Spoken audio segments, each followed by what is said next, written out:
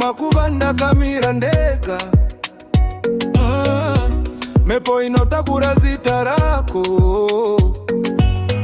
Munda wakanyarara moyo uchirwadza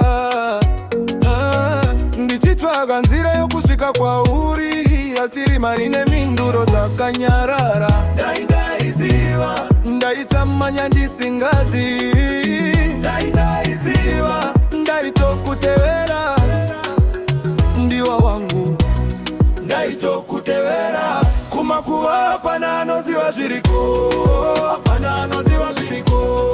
Ndaiziva ndaikutevera mudiwa wangu, mudiwa wangu. Kumakuva hapana anoziva zviriko, hapana anoziva. Ndaiziva ndaikutevera ndikuwane zvakare mudiwa wangu.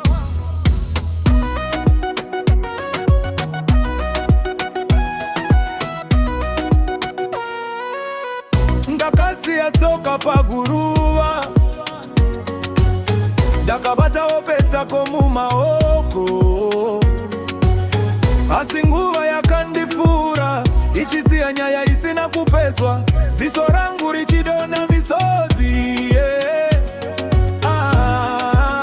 Ndaiziva ndaisachema ndoga pano, ndaiziva ndaitokutevera ndiwa wangu, ndaitokutevera. Kumakuva hapana anoziva zviriko, hapana anoziva zviriko. Ndaiziva ndaikutevera mudiwa wangu, mudiwa wangu. Kumakuva hapana anoziva zviriko, hapana anoziva. Ndaiziva ndaikutevera ndikuwane zvakare mudiwa wangu.